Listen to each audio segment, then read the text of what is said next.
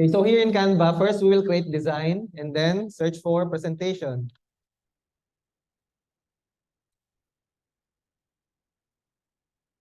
Presentation here is 16 by 9. So ito yung pipiliin. Then click. So it will take you to another tab. So you will have this a blank slide, blank presentation.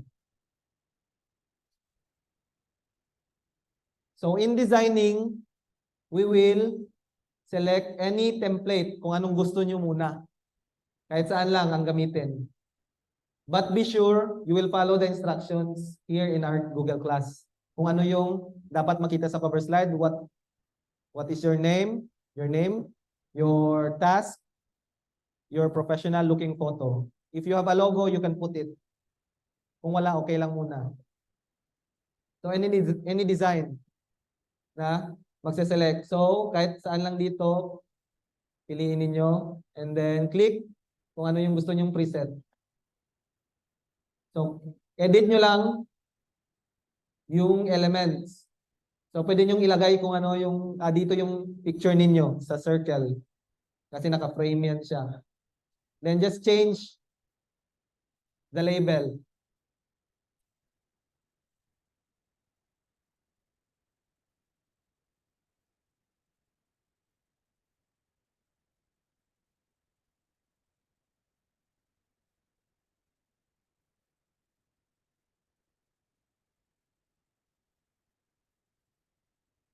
So like that.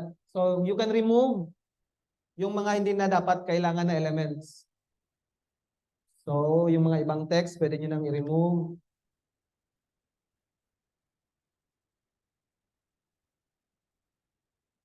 So remove, hindi naman yun kailangan.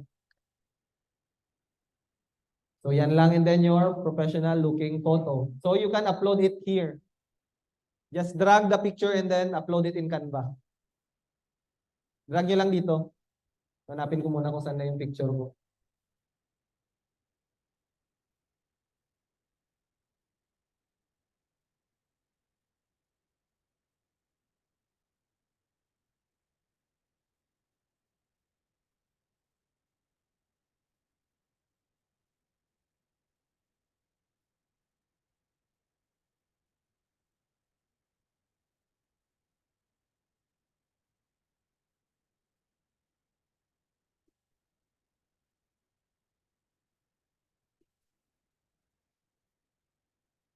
So for example, ito, pwede nyo siyang ilagay, drag nyo lang dito, kasi naka-frame naman yan.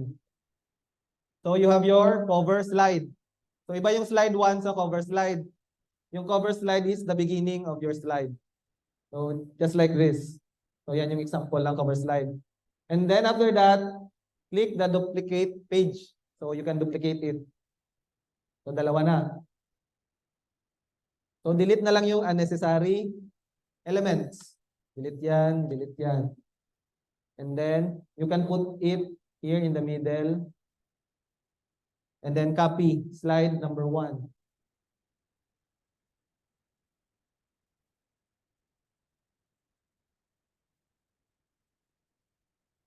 So dito yung makikita yung alignment sa taas. Kasi ito yung toolbar ng Canva. So meron dito alignment and then click it para ma-change yung alignment. Pwedeng center, pwedeng right, left, and justify.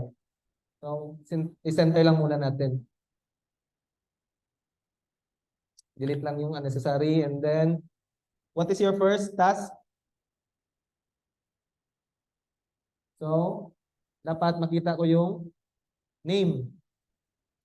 So copy nyo lang screenshot of test showing your name. Copy nyo lang doon. So ilagay nyo dito sa taas.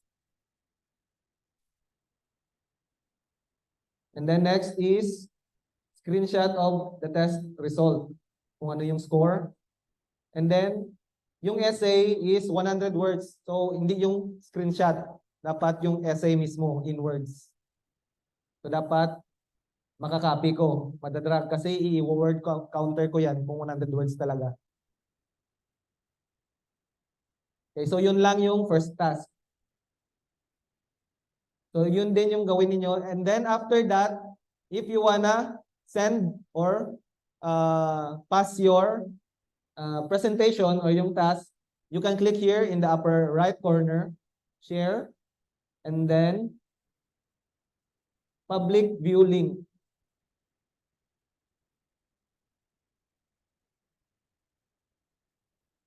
Click nyo lang yung public view link and then wait for, and then create public view link. Copy. Copy the link. And this link, yan yung gagamitin niyo pag-paste doon sa assignment or sa task. So, pakita natin yung task.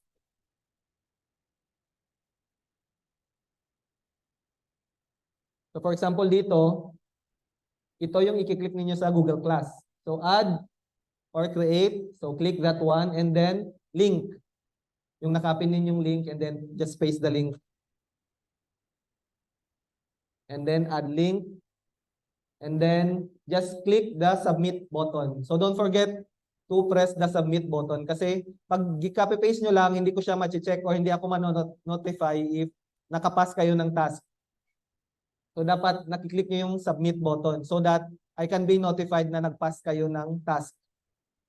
So yan yung kung minsan kasi meron sa sobrang pagmamadali, nakaka-copy paste lang and then hindi nakiklik yung submit na task. Ay na button pala. So yun. Gets na? Question? Okay na? Naintindihan yung sa Canva and then sa Google Class kung paano mag-create and mag-submit? Okay na? Okay.